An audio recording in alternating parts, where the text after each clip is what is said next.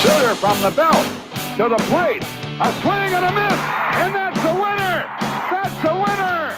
A World Series winner for the Cardinals. Smith corks one into right down the line. It may go. Go crazy, folks. Go crazy.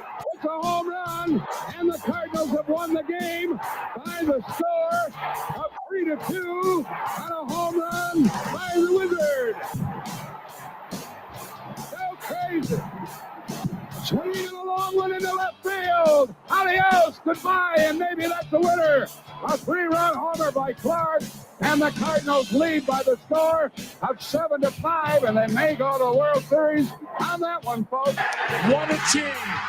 What a ride. The Cardinals are world champs in 2011.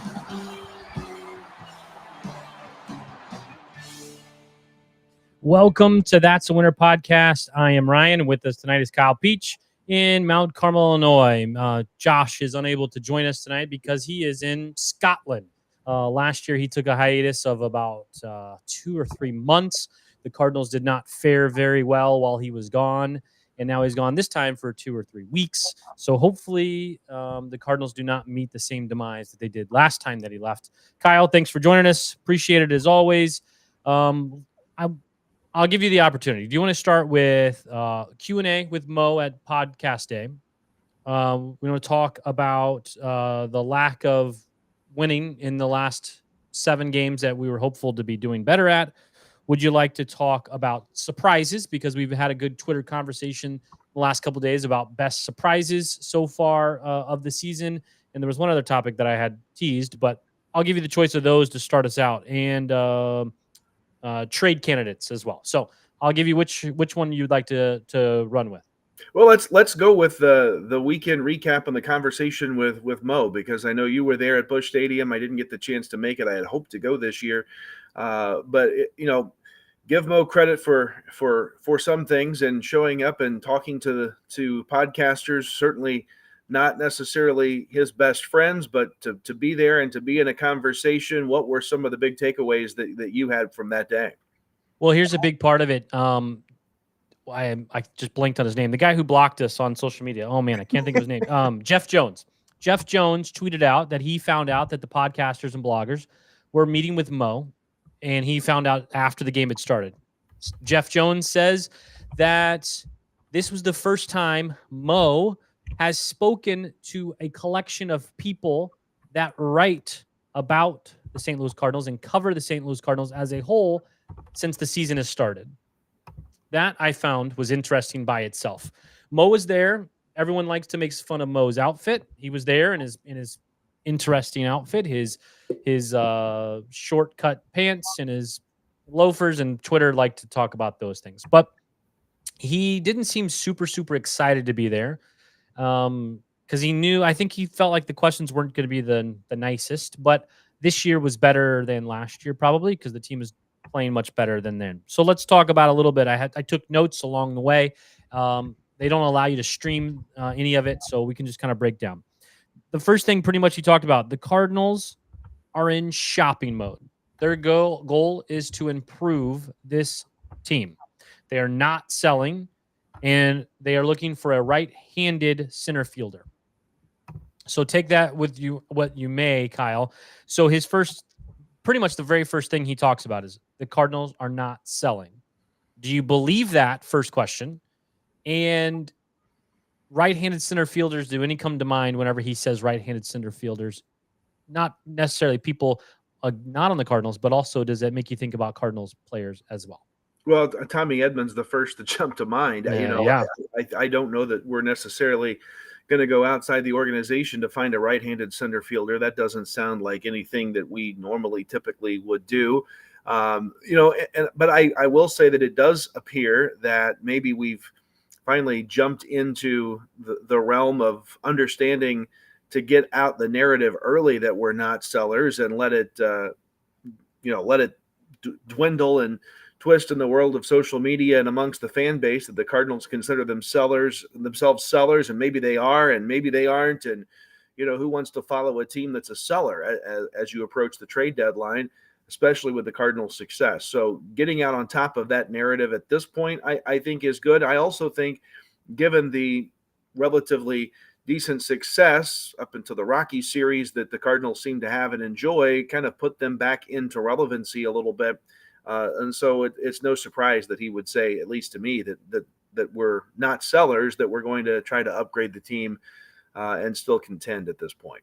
Yeah. So on top of that, I also understand it as a business perspective of why you would not tell everyone you're selling, which makes complete sense. But he did mention a right-handed center fielder. So someone did then ask about Tommy Edman and his health and what's to become. He says, John Mozeliak says Tommy Edman is expected back this month in June. You should see Tommy Edman on the baseball field. He said they'll ease him back in. He will be around. He's been hitting off both tees. Both sides of the plate on the tee. He's been throwing. So Tommy Edman will be a part of this team in June, according to John Mozeliak. Now, we don't know what's extent, how slow they're going to bring him back, all those things. But he does say Tommy Edman fits into this team starting in June. Another thing I will talk about is about his saying that the Cardinals are open for business, is what he said. As always, the Cardinals are open for business. They will talk about any trade of any level and what they want to look for. What they said, again, he reiterated what he wants to look for. What John Mozeliak says, they want to find a right-handed center fielder, a bullpen arm, and a fifth starting pitcher. Now, that seems like normal discussion to me. I think the only one that outside the box that people would not be sure of is the center fielder. I think a bullpen arm is almost every single year is what you're going to see. But the fifth starter, he talked about how no young guy has come out and grabbed it. They've been waiting for someone to come and grab that position. They haven't seen anyone in the minors that go out and get multiple starts in a row that are terrific. They do have good spot starts, but they're not doing it over and over again. So they would like someone internally to take that spot, and they have not done so yet. So that's why on the market, they will be looking for guys to take that spot. I didn't ask the question about Trevor Bauer. I decided to be nice instead, and no one even broached that subject. So I think that's an obvious thing that should be looked at, but I digress. Now, Mo did say multiple times, his team, the John Mozeliak team, has been around together for 29 years. And new voices are good. He talked about Shane Bloom being one of those voices, and voices are good. New voices are good. And sooner, his quote, sooner rather than later, a new voice is coming for the Cardinals that won't be John Mozeliak.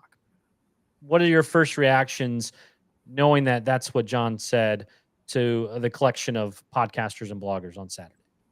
Well, frankly, I think a lot depends upon the outcome of the season this year. I don't think you're going to see anything sooner than the end of the season before any heads roll at this point, unless things go real south in a quick hurry.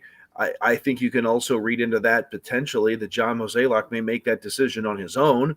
If that's something he's in fact saying, that if it may be sooner rather than later that there's a new voice at the head of this ship, then maybe he knows that a decision is going to be made one way or the other. I also find it hard to believe that Mozeliak would depart under Bill DeWitt II, who is still piloting the ship, so to speak. So I don't know. I think it's still a wait and see approach as far as I'm concerned as to whether or not he will actually depart, whether he will move into a different role that isn't the day-to-day voice of the Cardinals. I think that remains to be seen. My take, though, would be nothing's going to happen with his position until the end of the season, and certainly not if we're somewhat in the chase at this point. Well, you make a good point that he probably is going to maybe move to a different position. That's what I see. He did jokingly say he may come back and be invited to this event. So that may touch that he may be interested in media. I kind of took that kind of as that nudge, possibly. My thought is after 2025, his new contract that he got like last year is through 2025. So the end of next year. And I think that we would see him probably go into an advisory role of some sort and not be a part of the day-to-day. He's been doing it, as he said, 29 years with the St. Louis Cardinals. So I think at some point, instead of getting beaten down every single day and every year by fans and everyone that thinks you're doing a terrible job, that maybe you could sit back and kind of just enjoy it for a time. So I think that is one way to look at it. But he also did mention Chaim Bloom specifically, who's an advisor role currently. I'm looking for my notes on him. He said that Chaim is working on a special project specifically for John Mozeliak, and deliverables and measurables will be ready for spring of 2025 for them to act on. Now, he didn't really say what those special projects are, what it really means, but it tells you that he likes Chaim Bloom. He likes the input, someone from outside the organization. And in the same breath, he talked about Randy Flores, missed very much recently in the draft. He needs to do better, and he needs to be more consistent. 2020 was a historically great draft for Randy Flores, according to John Mozeliak, and the last couple of years have been low par. So I was sitting there listening, hearing one side how he's building up Chaim Bloom, and on the other side, he's kind of lowering Randy Flores, which I found interesting for two guys that could be talked about moving up higher in this organization whenever Mo decides to step down.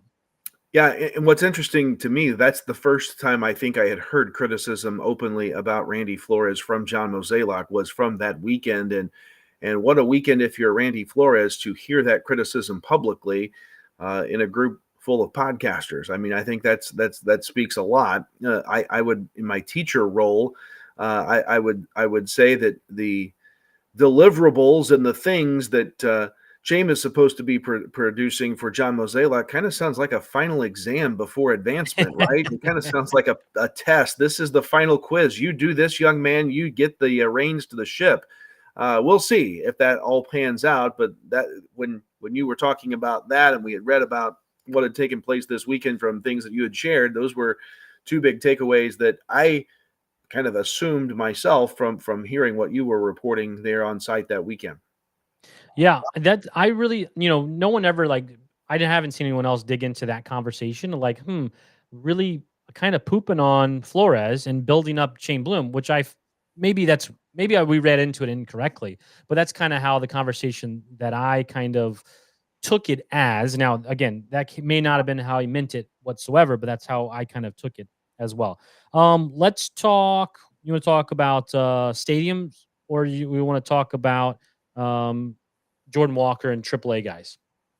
Well, let's talk let's talk stadium first, then we'll get into players. Yeah. So a couple questions that happened specifically about stadium in Florida and in Busch Stadium. So Kyle Reese, friend of the show, asked about the Jupiter, Florida renovations and how that's going. Mo said they are not going. All the permits, nothing got through. So official groundbreaking for the Jupiter, Florida complex will happen in April of 2025. They will no longer have to vacate those premises and find new places to play in the meantime during the construction. They'll be able to stay on site the entire time.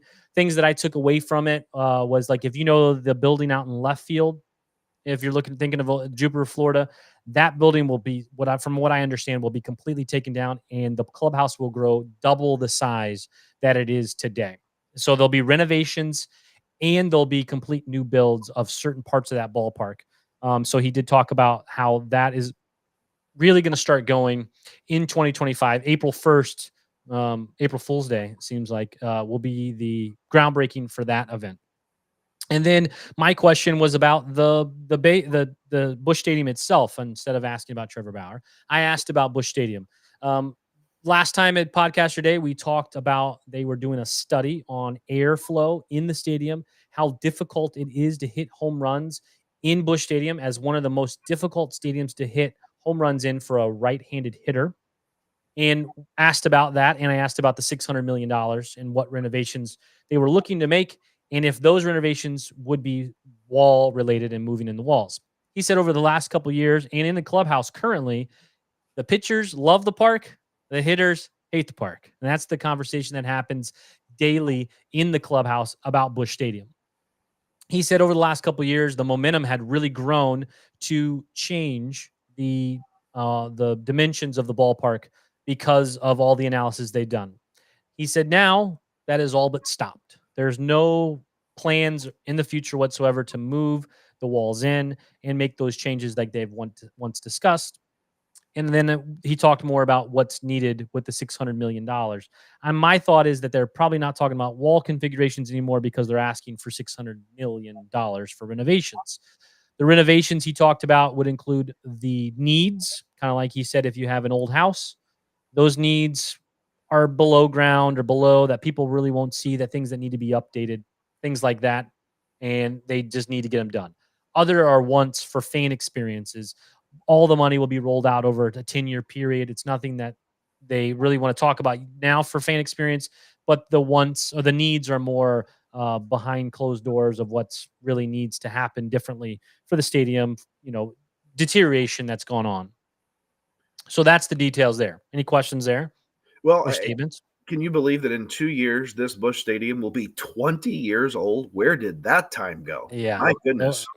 Hard to believe that we're talking about substantial renovations, and hard to believe that it went through my mind that if we're planning out a 10-year rollout of renovations, that's taking us basically to end of life expectancy of new Busch Stadium. If you go on the mantra that about every 30 years you roll out a new ballpark. So that's wild to be thinking that we're nearly 2/3 of the way done through a 30-year life expectancy of Busch Stadium. But hey, can you get me to speakers that I can hear out of at Busch Stadium? I know my hearing's bad, but fix the speakers, darn it, in some places of that stadium.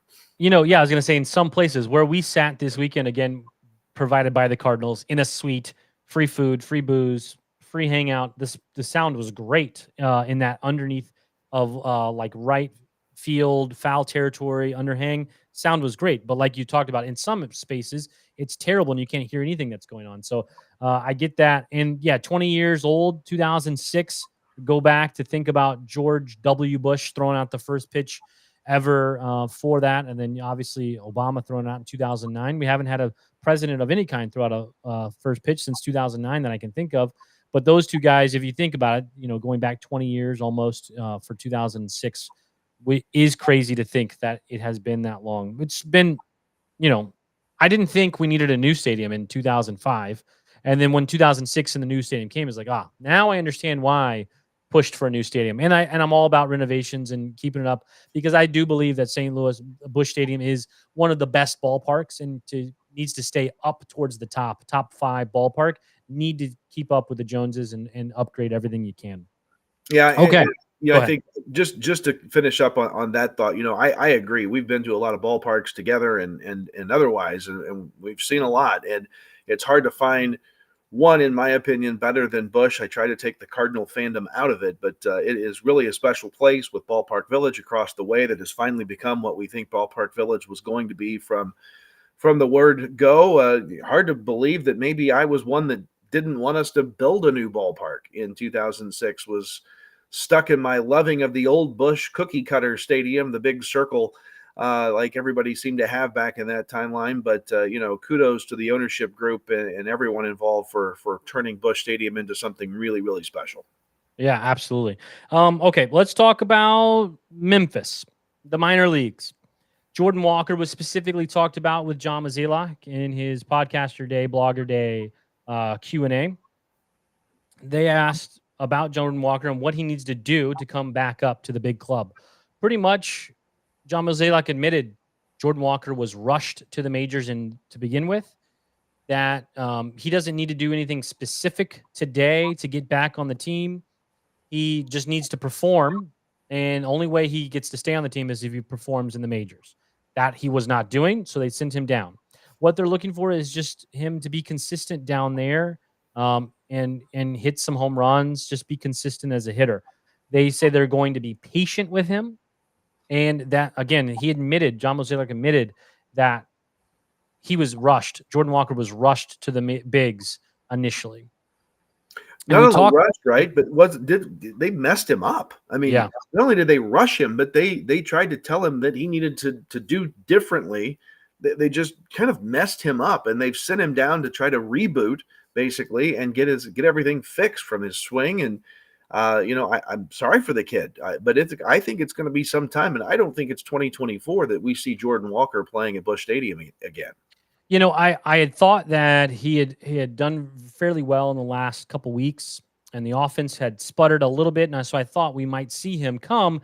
And then after this Q&A with John Mozeliak, I'm with you. I don't expect Jordan Walker to make an appearance probably in 2024, unless he goes off the rails again, and then you're just bringing him up because he needs to see some major league hitting, and the Cardinals are out of it. Like I'm kind of with you. Unless there's two ways: he either starts killing it and he comes up, or the team starts going the other direction and they bring him up because of that.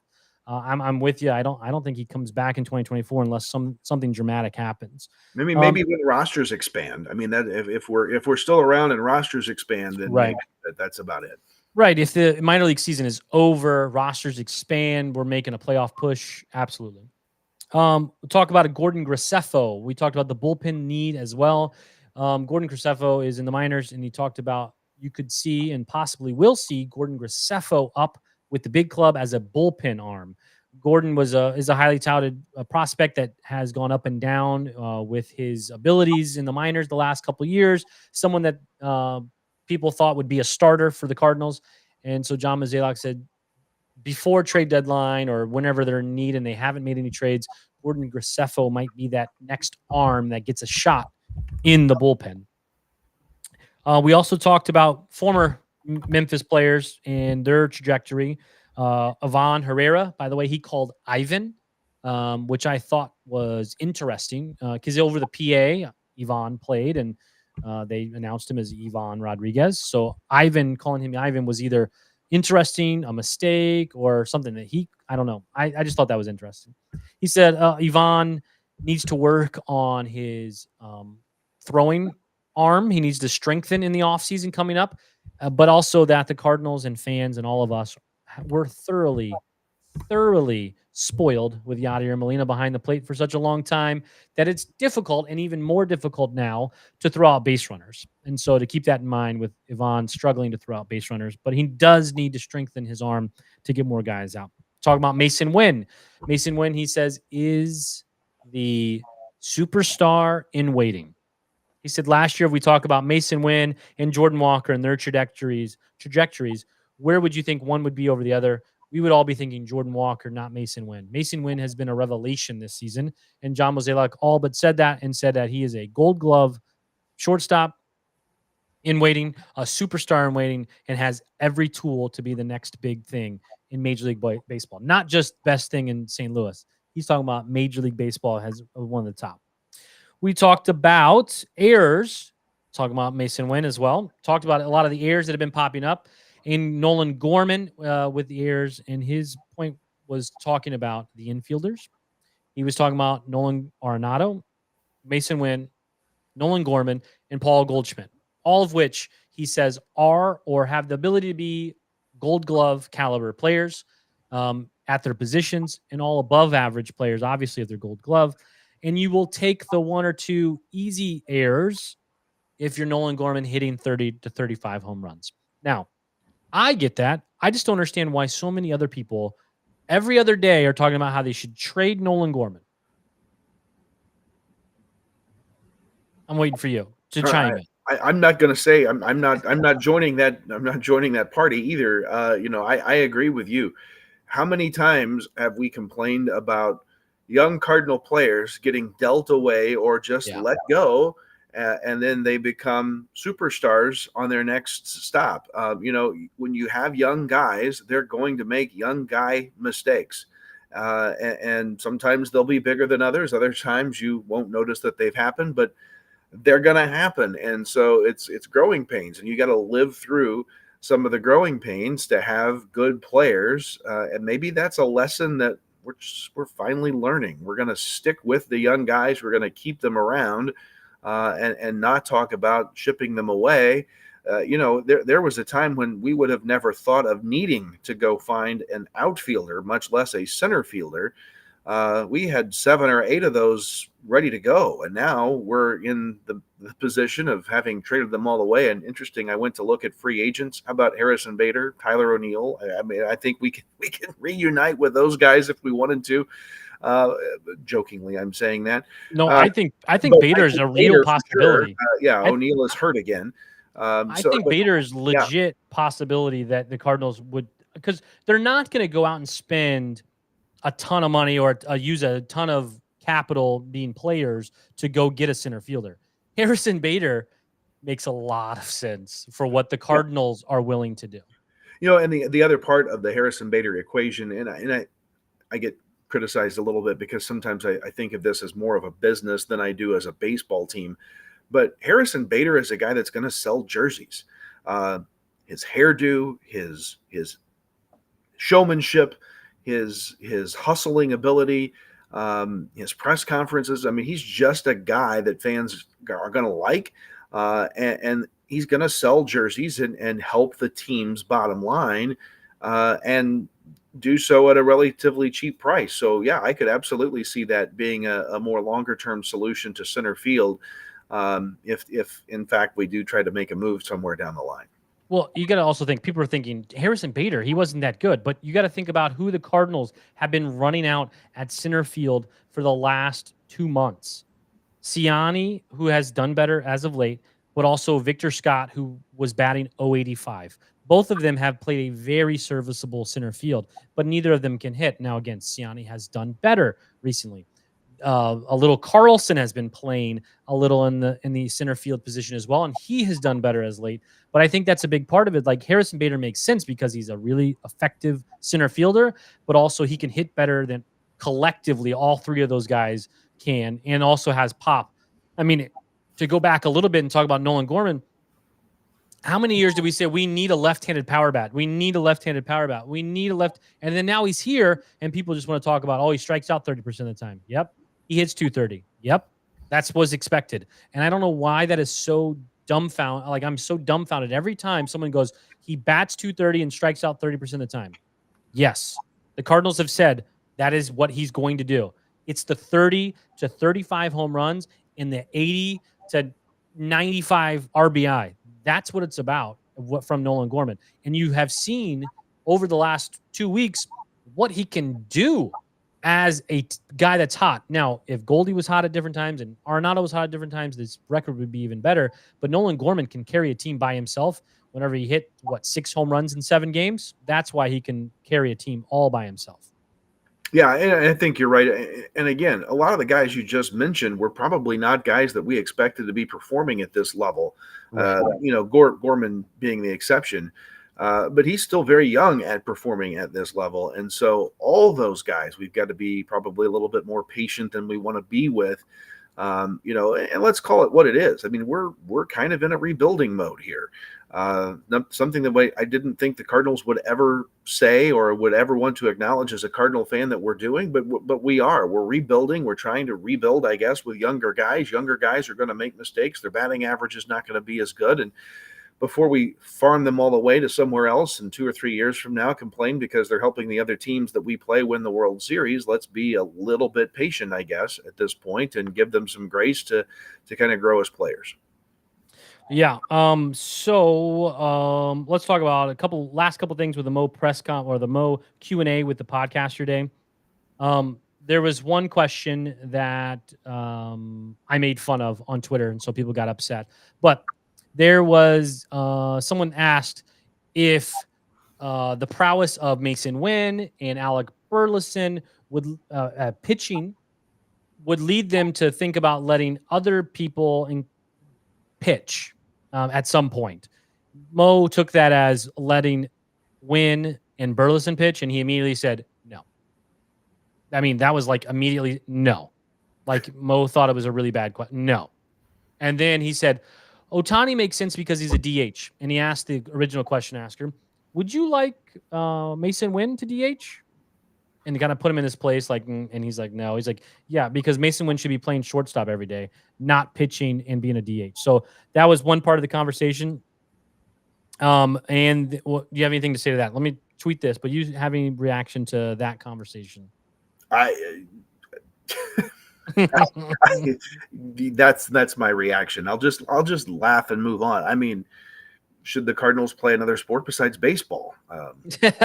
Stadium. What's your thoughts on that? Should we join football? Should we join the XFL or whatever that is now? Let's join that and ditch Major League Baseball. I don't know. Talk bad about that. The Battlehawk fans will come for you. I'm not from St. Louis. I am a Battlehawks fan when I watch it. I just know that it was the XFL and now it's something else. UFL? I do believe, yes. Okay, there we go. See, I'm not dissing the Battlehawks. I hope they win the whole thing. I just didn't remember what the thing was called. They're coming for you. Okay. All right. Let's talk about one last thing with the Q&A with John Mozeliak. John Mozeliak talked about Yachty. Where is Yachty? Why isn't he around? What happened to that conversation? John Mozeliak alluded to that Yachty has personal things going on at home. I assume Puerto Rico is home, what we're talking about. He said he did not want to get into the details. John Mozeliak and Yadier Molina are in contact still frequently. They still talk. He said that Yachty's dealing with stuff at home. He does not want to get into the detail. He's welcome whenever he's ready. And at this time, he doesn't have time to be involved. But when he does, I am sure he will jump in with both feet. I don't know what that would mean. I don't know where to even speculate, but that's what John Mozeliak gives on the information regarding Yachty. You know, back to the whole concept of trying to give grace and things, you know, if you go back to when the questions of where is Yachty? Why is Yachty not here? Something's happened with the relationship between Mo and Yachty, and we should, you know, hang Mo at the stake because he's ruined a reputation with Yachty or Molina. You know, looking back on it, following the statement this past weekend, you know, maybe the situation was it is something personal he's dealing with at home, and that's not something that I want to bring up or something that I'm going to address. So we're not going to address it.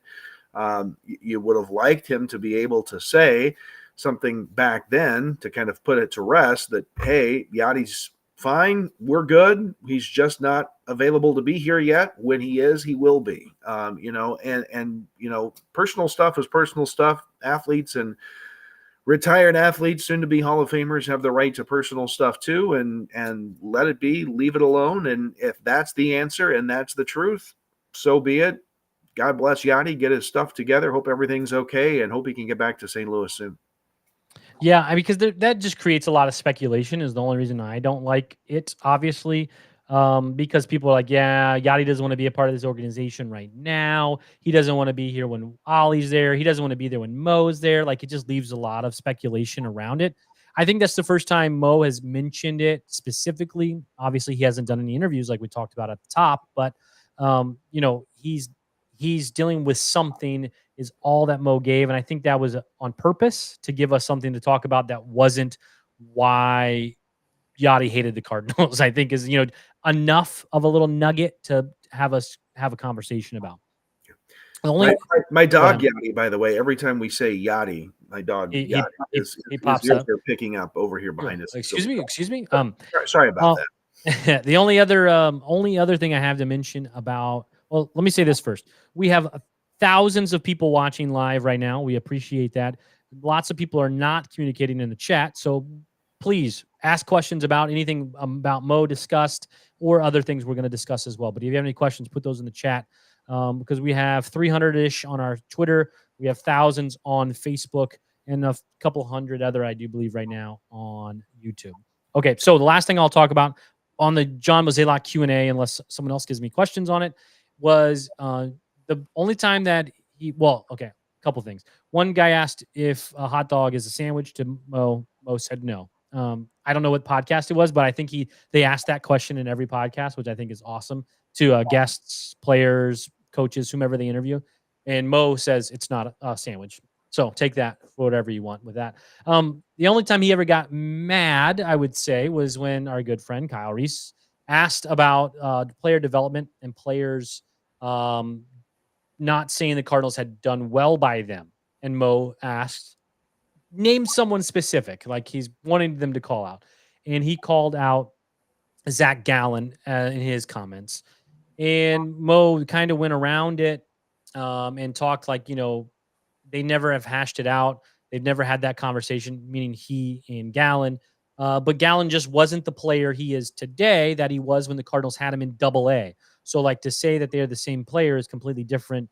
And he didn't really answer the question so much, but that was the only time he was a little perturbed at the questions, minus the one about Wynn pitching as well. But we have a question now. See, I just got to mention questions, and let's pop one up here.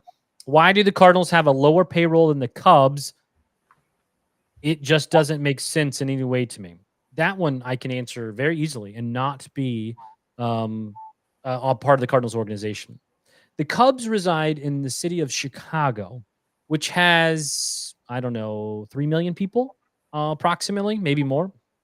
St. Louis is a city of 300,000 people. The amount of money is completely different. The Cubs have been big spenders for a long time. And also, you won't like to hear this, Andrew, is I don't think you have to spend a lot of money to win games, personally. Now, you have to spend in the top 10 historically in the MLB, top 15 to make the playoffs, top 10 to win a World Series. The Cardinals consistently spend in that range to be competitive. Ask the Yankees, ask the Cubs, ask the Dodgers, the Padres, the Mets about how spending money doesn't really guarantee you anything. So, spending with the Cubs is not really the Cardinals' MO. They have to do better with a collection of teams rather than spending lots and lots more money, unless you have more, Kyle. I would just add on there that, the Cardinals spending less than the Cubs has worked, generally speaking, for the last 200 years, give or take 1 or 2 years along the way. But nonetheless, it has worked out well. And you think back to the Yankees and their big successful run under George Steinbrenner. They were the best team money could buy. It worked for them, but I would say that almost was the exception to the rule, where, look at the Dodgers and how many times they've had the leading payroll in the National League compared to how many times they've actually won the World Series. It just hasn't really computed. So, it doesn't make sense in some ways, but it certainly makes sense in others. And just to throw out a random fact, being from Illinois, I know we pay a whole lot more property taxes over here. I don't know how the Cubs get any of that money, but they probably do somewhere. Well, also to kind of what you said, like the cost difference in like Yankees money, they could like use the money differently in the 90s, like showing their how much money they had and use it. So other teams then thought, oh, well, we can spend that kind of money and compete. When everyone's spending top dollar, someone's going to lose out. And that's usually like, look at the Tampa Bay Rays. Look at what they've done over the years without spending money. The Diamondbacks, who was just in the World Series last year, the Diamondbacks, who have 15th, I think last year they were 15th in payroll in 2023, and they were in the World Series. It doesn't mean as much as people think it does. It's about who gets hot at the right time, which people hate to hear, because that's what the Cardinals hope to happen, is that they put together a good team that can streak at the right time, which I think that makes a lot of fans mad, because usually the Cardinals are just one piece away historically from being that much better. Let's go to Cedric. Cedric asks, he doesn't ask, he states, we got to trade Helsley. We should get a solid return. So Helsley is the league leader in saves. 21, I do believe, is what he's at now. If you're sellers, yeah, I think you got to sell Helsley, but I don't think the Cardinals, as they sit right now, tied in the second and third place wild card position, they're not selling unless you guys think something else. Yeah, I don't see us selling at this point.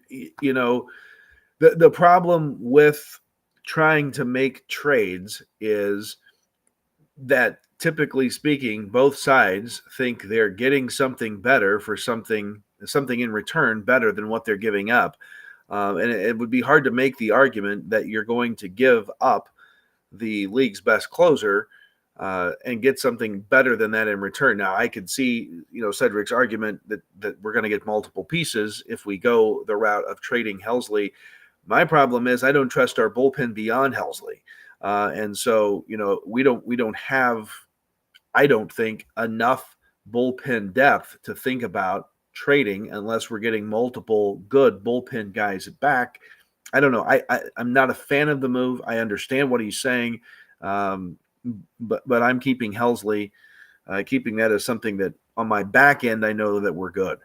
Yeah, you're only trading Helsley whenever you're out of it and you're done, and you need you're gonna lose games because you don't have him. The best 3 guys in the bullpen this year has been Kittredge, who has not been great in the last few weeks. Then you have Jojo Romero, who's been awesome, and then you have Ryan Helsley, who's been great as well. Those are the best 3 guys. So if you're trading Helsley, you're saying that the season is over. And I know the St. Louis Cardinals don't think the season is over, and you as us as fans don't want to think the season is over either because, well, the Cardinals are in the thick of it. That run of whatever it was, 12 and 16 games, that has the Cardinals right where they need to be. So now they need to play better to get further in the standings instead of going backwards. Because as I said earlier, and as this guy, Sporting Turbo says, that's what happened in 2011, that run. And 2006, the Cardinals did not have good seasons those years. They got really, really, really hot, and they won the World Series. The best team was 2004, and that team didn't win the World Series. And Cedric chimes back in. I'm saying the season is over. I completely disagree. I mean, you can think that it's over. I don't think that it's over. I don't know what would. Let me interject. Here's the frustration for Cardinal fans. We're tied for second in the division. Yeah. And we're a game out of last. Yeah. Welcome to Cardinal baseball in 2024. You know, it's that's the frustrating thing is we're so good we're bad, or we're so bad we're good. I don't know. I kind of think with you that it's not over, but we're just in that mesh of. Well, that's what happens whenever you mix this terrible schedule. Like, I am not a fan of the schedule change personally, because you're going to have a lot more mediocrity because everyone plays each other. So if everyone beats up on each other more frequently, instead of 14 games against the Pirates and 14 games against the Reds and 14 games against the Cubs, those sort of things, then there leads to be more similar records because those teams are playing each other and moving those out of the way. Does that make sense? Like, if we played the whoever, like the Pirates 14 times and we won 10 out of 14 of them, the Pirates are not going to be in the conversation of competing for a wild card spot. But whenever you lower those games to a smaller amount and then you go around and everyone plays a similar amount, there's a lot of middle level teams.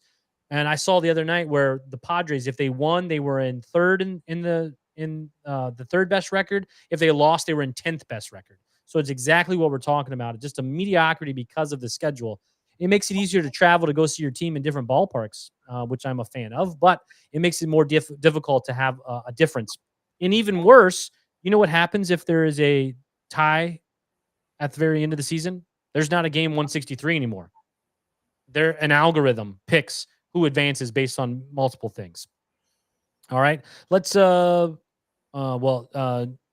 Jason. Let me just jump in on that real quick and say that you can't have it both ways. I agree with what you're saying. I don't like the new schedule either. But when you play the Rockies at home for a 4-game series, you've got to win the series. I agree. Yeah. They missed out. No, they should have won. They should have taken 3 or 4. Absolutely. Yes, I agree. I agree with that. Jason is apparently just chiming in. Are they going to bring Walker back up? I would say, Jason, after this is over, then go back and rewatch or re-listen on Spotify, Apple, YouTube, Twitter, Instagram, Facebook. Pick one of those. Go back towards the beginning and watch from there. Jordan Walker is probably not coming back based on Mo's Q&A that we had this weekend with him. Let's go. We got a lot of questions now, so all I got to do is mention them. Now they're all. Yeah. Let's go find this one from Chris. Thanks to Chris. He's in charge of Cardinals Nation 24/7 page and group, where we're streaming live to both places tonight. White Sox possibly shopping center fielder Luis Robert. You know what hand he throws with, Kyle, and bats with? Right? Yes, correct. Right is right. So, yes, people think that he would make a lot of sense for the Cardinals, who are looking for a right-handed center fielder. They're also shopping their starting pitcher, Eric Fetty-Wap, I don't know. And the other guy there, that Garrett, is who people have liked. Cardinals fans have said, okay, the Cardinals need a pitcher and a center fielder. These 2 guys make sense. The White Sox should be selling. It would make sense for them to do so. The Cardinals, though, even though John Mozeliak said that this is what they're in the market for, I still don't believe so much that they're going to be in the top tier market, even though they're saying they're going to be in the market for a center fielder and in the market for a starting pitcher and in the market for a reliever. I still don't think that we're still talking really, really good players. So as we all know, in St. Louis Cardinal fashion, it's going to come down to cost and what the cost will be. Like, I think that cost is too high for what the Cardinals are willing to jump into at the moment. I think those are really good names and they make a lot of sense. The Cardinals cost, they're not going to jump they're not going to jump early in the market and see, because it's going to be too much. So that's why I don't think it will happen based on what I know so far. So let's look for trade deadline pieces that resemble a center fielder, not saying he's a center fielder, but a Larry Walker, Will Clark type veteran guy, center fielder who's got one more great big push in him to finish out the season. That's the type of center fielder that I think we're targeting that can throw right-handed. And as far as pitching goes, you're looking at that same kind of scenario. You're looking for pitchers who are veterans who've been around for a long time that we hope won't throw their arm out in the last couple months of the season. That's the type of move I think we're going to make, provided we're still in this thing at that point. Do you have a name in mind with all those details? Not yet, but that's just the mantra. That's just find I didn't know if you had thought of a guy. Like, we were joking earlier, but I really do think that Harrison Bader makes a lot of sense. For sure. And that would be my pick at this point. I think that's my pick. I think that's my pick of who and not saying he's an old guy. Like a Larry. I know, no, he's not. He's like 30-ish probably now. But that's a guy that you might be able to go get for relatively cheap. He's also maybe a guy that you can go get after the season's over and have him here next year too for cheaper than you can get him in a trade. I don't know. We'll see. Where that rolls. The biggest issue with him has obviously been health, similar to Tyler O'Neill, and Tyler O'Neill's injured currently. But I just think what we're talking about, and Andrew talks about, says Ciani over Bader, and I think Bader is a better center fielder and a better hitter. Ciani has done better, as I've said, in the last couple weeks, which has been great. But I think Bader is just a better player all the way around. But I have been happy with Ciani recently. I'm happy to also be patient with Ciani, not saying that he's done, but let's, if I was picking one or the other, I'd pick Bader, but let's continue to develop Ciani and see what's there. Well, also, I would like to say that in the offseason, someone said that the Cardinals should go after a real center fielder in the lineup. Who was that? That was me. Because the even though I wanted to tell Mo this, but I said that the team was going to struggle at the plate this year because they had too much focus on getting to pitching, and they need to go out and get a real center fielder that could hit. I was thinking more like Cody Bellinger, who was cheap and available on a 1-year deal, which made a lot of sense. But I'm hey, we can redo that too. Apparently, yeah, because he's going to be available again. But like, they're not going to make any huge moves for a future that discounts Victor Scott, because I think they still really, really believe in Victor Scott as well. So that's a way to think about it. Victor Scott's defense is elite. His speed is elite, but he will get another chance. So you're not going to bring in someone for a long-term deal or someone that's really young for a long time, because I think they still think that Victor Scott is the center fielder of the future. Now, this may have soured on them a little bit this year because of it, but I still think that they're still looking as Victor Scott for the center fielder of the future. Chris does mention Pham and Grichuk available out there too. Pham makes sense, but he only makes sense on paper, not whenever you talk about Pham, a human being who just got in another argument I saw with fans and another argument with, like, he's just all over the place. So I just don't think the Cardinals went back in that boat. Let's talk about Andrew. Next best fifth starter option. Robertson, Kloffenstein, McGreevy, Graceffo, Roby, Hintz probably aren't ready. Yeah. I don't know. I don't think right now the fifth starter is in the Cardinals organization. I think that is the problem today. We talked about Graceffo a little bit ago. Expect to see him in the bullpen in 2024 at some point, according to Mo. The best fifth starter right now, I don't really have a good answer. That's why I think you know what I'm going to say, Trevor Bauer makes the most sense. He would now cost about $400,000 for the rest of the season instead of the $750,000 that minimum. Now about $400,000 with the amount of year left. But I think they're just going to try and piecemeal it together over and over again. And Palante is going to hold that spot for a while until the trade deadline comes. I mean, I think Palante is it's his job now to hold on to until the deadline. He had two good starts and one bad start. So I think they're going to give him at least 2 more starts after this one. Yeah, I agree with you. I don't think the starter is in a Cardinal uniform anywhere at this point. I think you're looking outside. The frustrating thing for me, a lot of people, and I get the argument, graded the pitching upgrades made at the start of the season as, significant and good. I was still holding out hope there would be one more arm come somewhere before the start of the season. And now here we are inching up on the midway point, and now we need another arm. We're gonna start to get, hopefully some people back and healthy.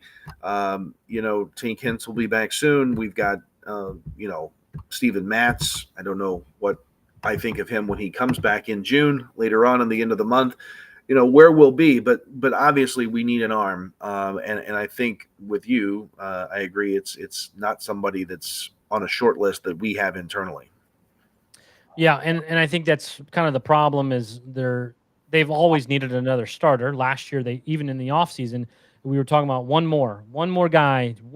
There's going to be an injury. And if there's not an injury, you put one of those guys in the bullpen ready to go whenever that injury happens, because it's going to happen. Yeah. And then the Sporting Turbo chimes in. Yeah. The 5th starter is probably in college. They have the 7th pick in the draft. Yeah. But that doesn't help what this team needs right now. And that is another starting pitcher. And they've needed it since last year. Okay, let's talk. I'll mention this briefly. Hold on one second. Let me get another screen up. Breaking Tea is one of our sponsors. If I can put this over top of us. Yes, breakingtea.com/that'sawinnerpod. Anything you buy through that link gives us a little bit. I just cashed out $60 towards the podcast last week. Thank you for anyone that's making the purchases on there. This is the new Mason Win t-shirt from Breaking Tea, breakingtea.com/that'sawinnerpod. We also have our own Breaking Tea That's a Winner podcast t-shirt, which Kyle owns himself. I don't, but Kyle does, and Josh does as well. What's your problem? I would love a hoodie version of it. I've been waiting for the discount or the giveaway. I'm waiting for Breaking Tea to be like, hey, but you can get that at breakingtea.com/that'sawinnerpod for the link. You can also go to our link tree to find all those things as well. Last week I discussed a big sponsor coming. It's still in the works. Lots of money, lots of giveaways coming because of it. So I would advise you to chime in on the one tweet that is on there that is hinting at it, because whoever is on that one tweet, if you like it or if you retweet it or anything on that one tweet, I'm going to give you a giveaway. As soon as that deal is done, there will be a giveaway surrounding that tweet. Let's go back. All right, so let's talk about trade the most surprising player of 2024. So I put this out on Twitter. Lots of questions, lots of answers. Which Cardinals player has had the most positively surprising year so far? I said, I nominated myself. Burleson and Wynn would have to be towards the top. Kyle, do you have any that you've kind of thought about as the most surprising year so far? Well, to me, it's Mason Wynn, which is already on the list, so I don't know if that counts or not. But Mason Wynn, hands down for me, has been the biggest surprise. I thought he would be good. I don't think anybody thought he would be the good that we have seen. That is certainly exciting for what's to come for him. Unfortunately, I think Jordan Walker might be maybe the biggest disappointment to this point. But certainly Wynn has picked up the slack and has. Hey, we're doing positives. We're doing positives. I said he's done really well and pleasantly so. And so kudos, Mason Wynn. Job well done. You're my pick. There, I don't know that there's much debate. Well, yeah. So I made this tweet after Alec Burleson hit his 9th home run of the season. He's now in second for the Cardinals in hitting of home runs behind Nolan Gorman. I honestly believe for this answer for me um, is Alec Burleson, because Alec Burleson I thought was a fringe fourth outfielder, DH spotter, like spot guy, not an everyday player. Alec Burleson has just been, he and Nolan Gorman have just been great. So, but Nolan, I expect this at this point. Alec Burleson has surprised me. Mason Wynn has surprised me as well. But Alec Burleson is who gets my vote. I'll go through some of the tweets. You guys can chime in on the chat as well. Some of the tweets. Gerald Grigglesby says Ryan Fernandez. He has a 2.73 ERA. And if you remember, Ryan Fernandez couldn't even get in the game early in the season. Remember when Mo was like scared to put him in to give him a try, and he's been pretty good since. Win, especially after batting 200 last September from Jack. Let's see. John Henderson. Burley had no luck hitting hard balls at people, not so much. This year, barring injury or limited playing time, could have an unbelievable season no one saw coming. And that's kind of where I am with that from John Henderson. And then TJ Hack says, anyone surprised by Burleson's season wasn't paying attention to the kid's potential and an excellent approach at the plate last year in a season where he was plagued by bad luck. Then also he nominates Joe Romero for a 1.97 ERA, and Ryan Fernandez as well. You just got one on the chat there too from Andrew seconding the Joe Romero remark. That's good. Yeah, he's better than expected for sure. I mean, we traded Edmundo Sosa, who's been good for what they needed out of him for Phillies. And we got Jojo Romero, who we put immediately on the minor league team whenever we made that trade, and then has been really, really good since getting him. Another one for Jojo. That's Cardinals talk. Young Cash Register says Libby, whenever he's pitching out of the pen, Matthew Liberatore has been very, very good pitching out of the pen. He's not been so good as a starter, but in the pen, he's been very, very good. We're talking about who's the most surprising Cardinals positively for the Cardinals this season. Richmond BR says, I would probably say John King. After the blown game against the Dodgers early, I thought he would be terrible, but since then, he's been really good. Mason Wynn in a landslide from E Street Road Ave Boulevard Lane. That's quite the name. This one's easy for them. Mason Wynn in a landslide. Old North St. Louis Chess Club says Burleson more than anyone else, as he was projected as a fourth outfielder. I would, also agree with that. Jojo and Libby for Gavin Winkler says Burleson for this guy whose name is You Only Live Once. Enjoy it. Another one for Burley. Okay, here we go. Bob M says Gibson and Gray. Now, Gray has been pretty good in what I expected. Gibson, I think, got a lot of flack for that signing of Gibson. I think that he's been very, very good. You can also say that about Lance Lynn. Lance Lynn and Gibson have been better than I expected them to be. Would you agree? Yeah, I think so. I think so, especially Lance Lynn. I thought that was maybe a scary signing for us in the offseason, that was a risky move, especially when we're needing arms. But man, I've been surprised. So there's a lot of positive here, which is a good thing to point out. Good job with this question and keeping us on a positive frame of mind. Well, it was just kind of a tweet that I was during the game, and then it kind of took off. There's 100 plus likes, 20,000 people interacting with it. So I thought that'd be a good one. Thick Man O'Neill is gone as STL card 27. He says, I think this guy, and he shows Kyle Gibson, and a lot of people agree with that one as well. Lance Lynn being a solid number 3 from Zach. Also, this Cap Army Vet 0604 says, I give Wynn the slight edge, but Burleson has been really good as well. AJP, who I enjoy as a follow, in terms of what expected, it's got to be Siani. I was calling for the team to DFA him all offseason, and he's been such a pleasant surprise. And I would say again, Siani has been much better as of late. And no, I never thought he would be a starting center fielder for the Cardinals. I never thought we would need that, and for him to be able to come in and play really, really well is really awesome. Let's see what we got here. Gritty says Mason Wynn for sure. Nobody expected this kind of offensive production from him. Now he's batting over 300 while playing good defense. I agree. I mean, I think Mason Wynn has been very, very good. I never expected it. Like we talked about at the end of last year, he was batting 200, looked pretty lost as a major leaguer. And Mo said that about the Q&A this weekend.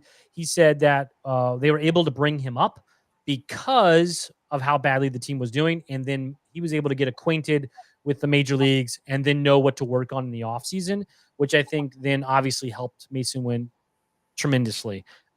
Which I think I nominated Burleson and Wynn. So, I mean, I think both of them have been the surprises for me, but surprising good. It doesn't mean I didn't expect them to be good. I think they're just overachieving what I kind of expected. Now we're up to about 400 people watching on Twitter, thousands more on Facebook. We really appreciate it, as always.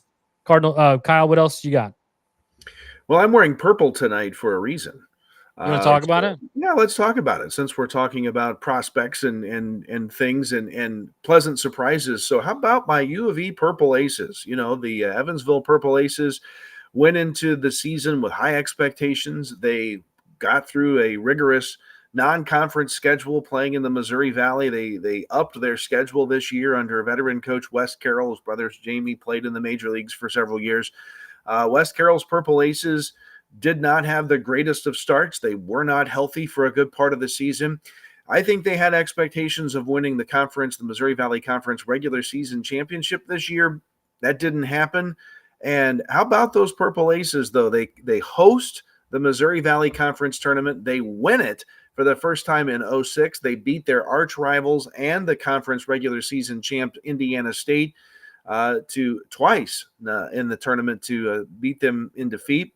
Then, to shock the world, they went and won the regional out in Carolina. So they went out to Eastern Carolina as the 4th seed in the 16 seed spot of the college baseball tournament. So if you don't know how that works, just like the NCAA tournament, they seed the top 16 teams. Those top 16 teams host tournaments of 4 teams. Evansville was the 4th seed at the 16th seed site on their side of the bracket, and they won the gosh darn thing. They beat the home team East Carolina twice on their home field to advance. It's the first time that Evansville's made it to the Super Regional. Only the 8th time a Missouri Valley Conference team has made it there, and to better that, they had to go to number 1 Tennessee, and they beat them in the second game of the Super Regional to force the finale, the winner-take-all yesterday, which was won by Tennessee. The Vols are going to go, hopefully now, and crush and go win the whole darn thing and show the world just how good those Purple Aces were this year. But hats off to Wes Carroll, to the veteran group of guys that believed in the system and what he was doing. They put together a season that people in Evansville, Indiana are going to remember for a long, long time. Go Purple Aces. We're proud of you. Well, for all of you that don't know, Kyle does the color for University of Evansville for the ESPN. I substituted on the radio a little bit. Yeah, radio, okay. Do some of the home games on ESPN Plus for baseball and for basketball and other sports at UE. So I'm around the program a lot, and got to be on the color side of sitting in the booth with the radio voice of the Aces, Jevin Redmond, who hopefully will get on the podcast one of these days. And Jevin got to call the history with me sitting there beside him. It was really cool to be on the call of that conference championship tournament game. Yeah, and Evansville is my hometown. I saw someone in the chat say that Evansville is their hometown. Evansville is my hometown, so it's always cool to see Evansville against the big teams on the big stage. I don't live there anymore, but when they're beating University of Kentucky on national TV on the road, or they're playing Tennessee and beating them on the road as well, it's always exciting to see. And so really cool for them to be able to make that run. I wish it would have gone to Omaha to be a little bit longer, but what they accomplished this year was pretty cool. But Evansville, again, if people don't know, is huge Cardinal country. Now there are Cubs fans and there are Reds fans and Braves fans because of TBS forever and ever. But Evansville, Evansville is huge Cardinals country. That make the easy 2.5 hour, 2:15 drive from Evansville to St. Louis all the time. So don't forget about little Evansville when you're talking about baseball. Home of Andy Bennis and Alan Bennis, both great. I don't know if great, both notable Cardinals players at one time. Also, Kyle Freeland, who played for Evansville. I think he's still on the Rockies team. We didn't get to see him. I don't think this time around, but he went to University of Evansville and just donated $3 million to University of Evansville for a new building for their baseball team. So Kyle Freeland is probably the most notable alumni that I can think of for the baseball program. But Jamie Carroll played many, many years in the major leagues, and his brother is the one who is the coach for the University of Evansville for a long time as well. Hey, just the last couple thoughts there. So go UE, got to do the signal. But two, go check out after we're done. Go check out the Tennessee coach Tony Vitalo's comments about Ty Rumsey, the Evansville center fielder. Very highly complimentary when he got kind of emotional in a press conference talking about success, related success back to what Evansville did and what Ty Rumsey did. It was a class act comment by a guy that I didn't know I liked until he did that, made that comment. But check out that interview. It was really highly complimentary of Evansville, and well done, Purple Aces. You beat the number one team in the country, just like the basketball team did with the Kentucky Wildcats a few years ago. It's on that kind of level of success that the baseball team just experienced. The reason for the Purple Pride tonight. Yeah, and people don't know. I mean, University of Evansville is the size of most people's high schools, or their high schools are way bigger than University of Evansville. University of Evansville is a tiny private college university. I mean, I think it's like 1,000 people is in their enrollment. So to be competitive at any level in Division I with that size of enrollment is just crazy. But baseball, anyone can win any game in baseball, and they proved that they have a really formidable offense, and they were able to hang with the big boys this season. And when, by the way, Sporting Turbo points out Evansville home to the Evansville Otters. They used to be home of the Triplets, a minor league team, playing at one of the nation's oldest ballparks in Bosse Field. And there's talk in Evansville about Major League Baseball coming to Bosse Field for one of those special old-time type field ball games. Man, would that be fun. And the Cardinals better be playing in that game. And if they are, I'll be there. I don't care how, we'll be there.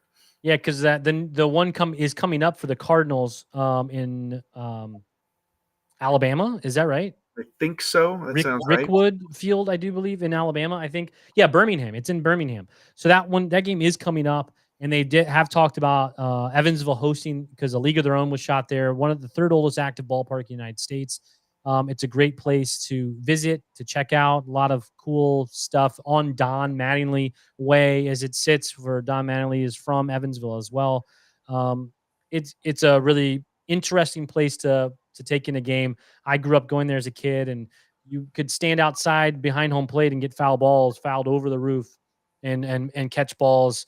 And we did that a lot more than we did watching a lot of baseball, but a lot of good stuff. All right. Well, that's all we got tonight. We really appreciate it. Again, we have 400 plus people watching on Twitter and thousands other on Facebook. I can't see all the other numbers in different places, but we really appreciate it.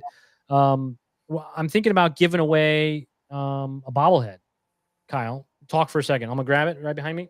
All right, sounds good. So he's going to give away a bobblehead. I got to tell you, let me do another endorsement, by the way. I'm a museum member. I've been since the Cardinals Museum started. I'm a museum member, and with one of the packages they were offering this year, you get the bobbleheads. I don't know if you can see them. They're all over here on my shelf of Cardinal memorabilia that I have way too much of. But at this specific level, you got a randomly selected autographed baseball included in your package. And I thought, I'm going to get some schmuck, that who cares? And I open this thing, and it's got multiple signatures on it. Real signatures. I thought they were printed, and then it's from the 2017 Cards Hall of Fame weekend. And we're talking about a baseball that's signed by Red Shanties, Whitey Herzog, Lou Brock, Jim Edmonds. There's tons of signatures on this ball. So props to the museum for sending this my way, giving me the opportunity to tell you, go become a museum member. You never know what might end up in your mailbox. So you're saying you're not going to give that away? It's not available? No, you can give yours away. Go ahead. No, I mean, you could give it to I'm not me. giving that away. Yeah, no. Okay. No. All right, That's so fine. this weekend was Podcaster Day, and they gave away these, obviously, for the Larry Walker with the jersey and the Colorado Rockies jersey on it as well. I got 2 of them. The tickets were free, so might as well give one away. How should we give away? Anyone have anything in the comments of how we should give this bobblehead away? Kyle, you have any ideas of how we should give it away? Well, do you ask a question and the first to get it right? Do you want to post something after the show? How do you want to do that? Yeah, I want to get some. Our number one traffic generator is Twitter, so I'd like to get people that are listening here and following, but also following on Twitter, the opportunity to be able to give it away. So I'm looking for some good ideas. I want to give this away this week. Have you seen the schedule? When's the next off day? Timeout. Anyone in the comments that want this bobblehead? Let's talk about it. When's the next game? Next off day? That's yes. the answer, and you win the bobblehead for that? No, I'm asking you, when is the next off day? Ironically, next Friday. Not this Friday, but next Friday. Okay. We'll shoot for that next Friday to do a podcast, and we'll officially give it away in the next podcast. Again, if Kyle's available, we'll do Friday. Maybe Jevin would be available. Brandon Elliott, I talked to, former broadcaster in Southern Indiana. He would possibly like to come on the show as well. So between now and then, we will give this away. I will create a tweet of some sort and give this away. This one's mine. I'm going to keep this one on the shelf, but the other one is in a box ready to go. Okay. You can win it too, Kyle, if you want to try for it. No, I've got bobbles over here. I don't have that one. So I know because it just got away. I mean, I also have a Kansas City Royals bobblehead. I don't think anyone wants that one. I got 2 of those last summer. It's the duo on air. Their play-by-play TV guy and their color guy at a desk. So I don't know if that's any value to anyone. Hey, speaking of random bobbles, you know that you and I have Ohtani's first ever Angels bobblehead. I just have it right over there. I have it right. And it's really worth stupid money concerning bobbleheads. It's crazy. We also have the Clayton Kershaw Dodgers bobblehead that we got randomly as well. Yep. I'm looking around. I now have Adam Wainwright holding a dog bobblehead, which is a funny one. Whitey Herzog fishing in a fishing boat is a weird one. A Colton Wong Gold Glove winning one that they gave away the year after that he left. The Pujols Rollin and Edmonds bobblehead is a one of my faves for sure. Here is my broken museum Bruce Sutter bobblehead. He's supposed to be holding this. Oh, I got it. In this arm he doesn't have. They're sending me another one. Thank you. Oh, there's the arm. See, there's the arm. They're sending you another one because you opened it broken? No, I opened it broken. Yeah. Oh, wow. And they said that had happened. So we won't give away the broken bobblehead. You should give that one away. That one's perfect. We could give away a broken one, but you should give away the good one first. All right. We'll give away this Larry Walker Cardinals Rockies combo bobblehead from this past weekend.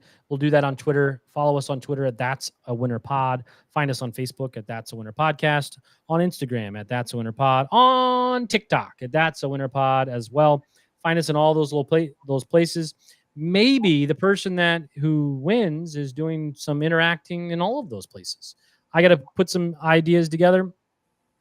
Tomorrow it is Miles Michaelis versus the Phenom Paul Skeens. Look for the Cardinals to win that one, right? no hitter or anything like that, Cardinals are going to just go crazy.